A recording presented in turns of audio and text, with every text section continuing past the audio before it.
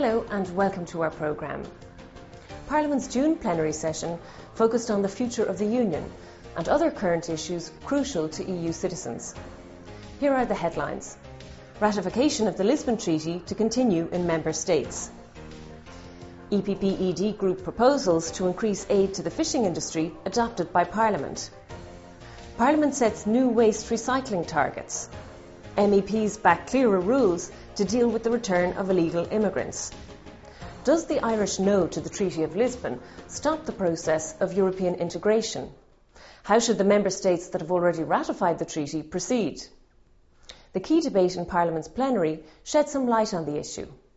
The chairman of the EPP-ED group, the largest political group in the European Parliament, Joseph Daul, pointed out that it is equally important to respect the decision of the 19 member states that have ratified the treaty as it is to respect the result of the Irish referendum. Freedom of expression is a fundamental value upon which Europe was built. Because we are democrats, we wish that all member states express their opinion on the ratification of the treaty. It is only at the end of this process that the European Council should decide the way to follow.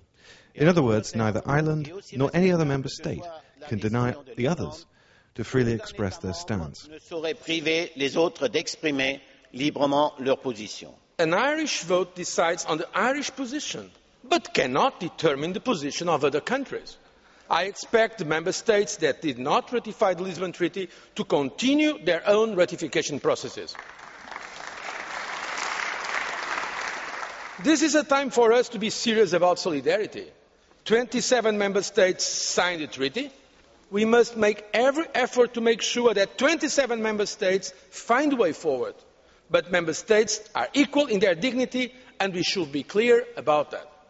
José Manuel Barroso briefed the members of the EPP-ED group on the priorities of the European Commission for next year and discussed with group members how best to implement them.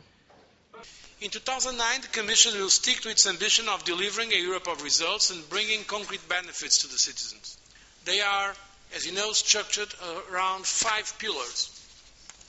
First, promoting sustainable growth and jobs with a focus on economic reform under the Lisbon Strategy. Second, promoting a low emissions and resource efficient economy. The Copenhagen meeting will be a major rendezvous to reach a global climate change agreement for the period beyond 2012. Third, a common immigration policy. Fourth, a revised social agenda and a European Union health strategy. Fifth, consolidating the role of Europe as a global partner. Demonstrations across Europe in recent weeks illustrate the pressure the fishing industry is under due to rocketing fuel prices and huge imports. EPP-ED Group spokesperson Carmen Fraga Estevez proposed a package of members to MEPs to alleviate the situation for fishermen in the EU. In the last 5 years, the price of petrol for fishermen has increased 300%, whilst the prices of most fisheries products are at the same level as they were 20 years ago. In some cases, they have even dropped due to massive imports, mostly from illegal fishing.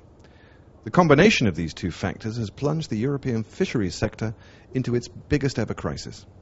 Our institution cannot remain unconcerned with this crisis. We know today that we, in this House, were right, as the European Commission has just proposed a package of measures along the general lines of what we were asking for. Algunas de las cuales coinciden plenamente con las recogidas en la propuesta de resolución conjunta. The EPP-ED group proposes to increase to up to €100,000 the minimal aids for each ship, reduction of social burdens for companies and new aids for the modernisation of the fleet, as well as more controls on imports, labelling and the fight against illegal fishing. Most of them are now part of the European Commission's proposal to be discussed by EU fisheries ministers next week. Some others will need further debate, but as Carmen Fraga has stated, we are now on the right path to helping the sector. Members of the European Parliament have agreed on how household waste will be handled in the future. For the first time, the European Union is setting recycling targets, and soon half of the household waste we produce will be recycled. Gunnar Larsson has this report. Revising the EU Waste Framework Directive, Parliament has decided that Member States should take necessary measures to achieve an overall recycling rate of 50% by 2020 for paper, metal, plastic and glass from household and similar waste. In addition, 70% of construction and demolition waste will be recycled by the same year. This significant step forward in recycling is a result of tough negotiations between EPP-ED Rapporteur Caroline Jackson and the Council. I have to say that the mood in the Council was very bleak, possibly mirroring our economic times. We found them very resistant to what we wanted to do, and they drove a very hard bargain. But our achievements are, first, we have added recycling targets to the text. This is a very significant achievement since they were not in the original proposal, and this is the first time that recycling targets for household waste have appeared in EU legislation. It is entirely due to the Parliament that they are there. Total waste production will be stabilised by 2012, and Member States will establish waste prevention programmes no later than 5 years after the directive's entry into force. They should also determine appropriate specific targets to achieve the 2012 target and further significant reductions in waste generation by 2020. Caroline Jackson did not see any possibility at the moment to satisfy demands from those who would like to go even further.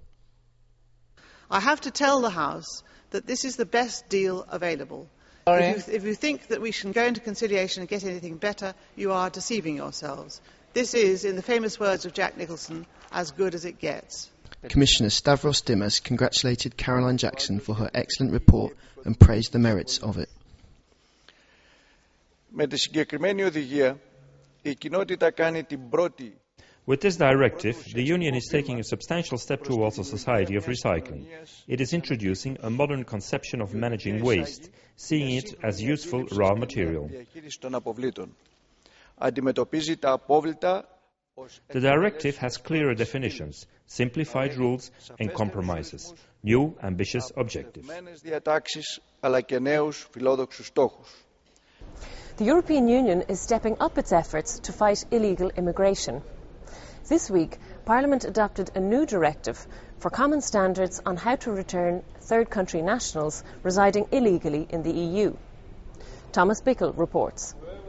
Illegal immigrants are persons whose visas or residence permits have expired or who have crossed the EU external borders illegally.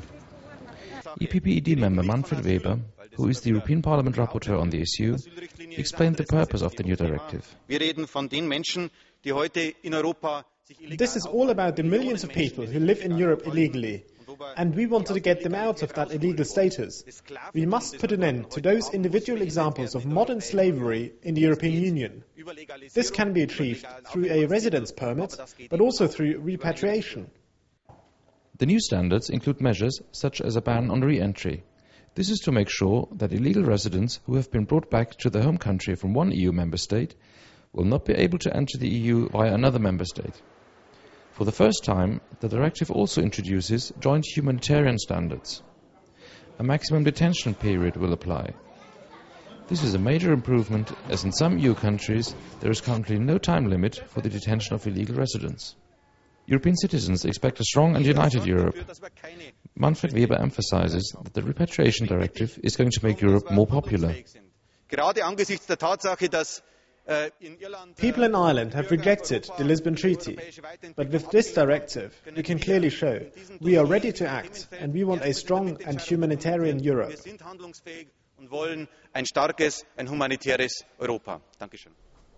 An extended version of the plenary session report can be found on our website, epp-ed.eu.